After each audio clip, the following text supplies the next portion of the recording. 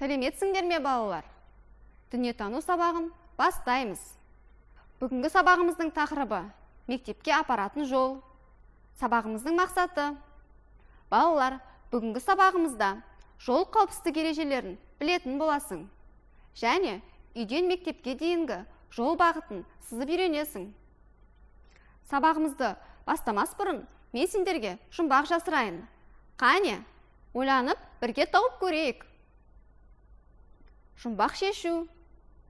Арқаным тым ұзын, ала алмайсың бір үзім. Қане, ойланып көрейікші балалар. Жарайсыңдар. Жауабы жол. Балалар, жол дегеніміз не? Жол деген сөздің өзі көлік құралдары мен жүргіншілер қозғалатын аумақ ұғымын қамтиды. Бұл қалалар мен елді мекендер, олардан тыс жерлердегі жолдар, көшелер мен бұрылыстар. Жол көліктер мен жаяу жүргіншілерге арналған деп екіге бөлінеді. Балалар, суретке назар аударайықшы. Суретте не көріп тұрмыз?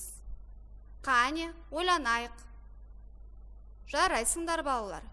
Көлік, оқушы, бағдаршам, жаяу жүргінші жолы. Жаяу жүргінші жолдан өткенде қауіпсіздік ережелерін сақтауы тиіс. Оның көмекшісі бағдаршам. Ал ендеше балалар, бағдаршам туралы бейне жазбаға назар аударайық.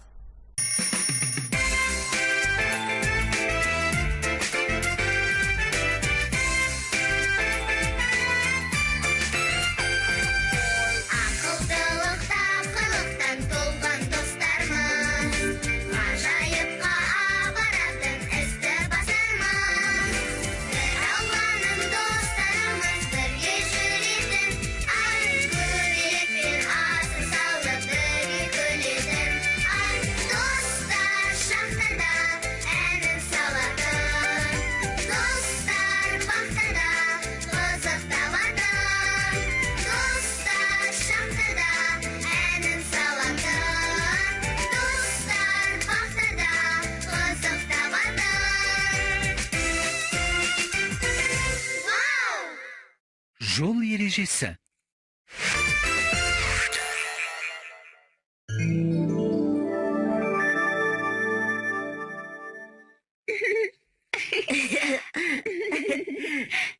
Балалар, бүгін біз жол ережелеріне қатысты жаңа сөздер үйренетін боламыз.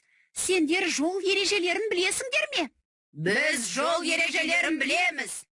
Ендеше айтыңдаршы, бағдаршам не үшін керек? Бағдаршам жолдан қауіпсіз өту үшін керек. Бағдаршамда қандай түстер бар? Қызыл, сары, жасыл түстері бар. Қызыл шам жанғанда не істейсің? Қызыл шам жанғанда тоқтаймыз. Сары шам жанғанда не істейсің? Сары шам жанғанда күте тұрамын. Ал жасыл шам жанғанда не істейсің? Жасыл шам жанғанда жүремін. Жандос барлығын дұрыс айтты. Достар, ендеше барлығын жаттап алайық. Балалар, суретке мұқият қарайық. Оқушының әрекеті туралы не айта аласың? Ол қандай ережені бұзды? Қане ойланайықшы. Дұрыс айтасың. Оқушы қызыл түс жанғанда жол ережесін бұзып өтпек болды. Бала қандай жағдайға ұшырауы мүмкін еді? Кәне ойланайық. Дұрыс айтасың, балақай. Бала өз денсаулығына қауіп төндіруде. Ал енді балалар, жол белгілері туралы бейне жазбаға назар аударайық.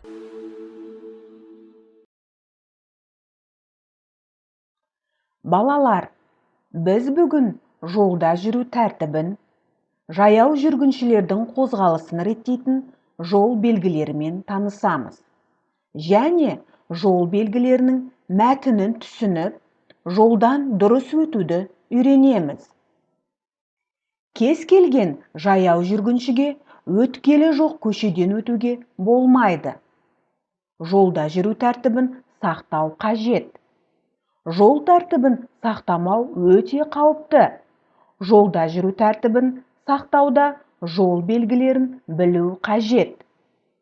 Жол белгілері дегеніміз көлік қозғалысын реттеу және көлік жүргізуші мен жаяу жүрушіге маңайдағы жол жағдайы жөнінде ақпарат беру. Яғни, көше мен жол бойына қойылатын арнайы белгілер. Балалар, бұл қандай белгілер? Олар нені білдіреді? Қане ойланайықшы? Қане? Дұрыс айтасыңдар. Бірінші суреттегі белгі шлагбаумы жоқ, темір жол өтпесі. Бұл белгіні көрген кезде темір жолдан тек арнайы көпірлер арқылы өтеді. Ал екінші суретте жаяу жүргіншілер жолы. Неліктен жаяу жүргінші жолын зебра деп атайды? Оны басқаша қалай атауға болады? Қане ойланайықшы? Себебі зебра түстес жолақ болып келеді. Оны басқаша жаяу жүргінші жолақтары деп атайды. Үшінші суреттегі белгіге назар салайық. Жаяу жүргіншілер жүруге тыйым салынатын белгі. Төртінші сурет жол асты өтпелі. Балалар, бірге тапсырма орындайық. Үйден мектепке баратын жолыңды есіңе түсір. Сендердің жолдарыңда бақ, дәріхана, ойын алаңы, көлік тұрағы болуы мүмкін. Ал енді балалар, өз үйлеріңнен мектепке дейінгі жолдарыңды сызықпен көрсетіңдер. Қанеки?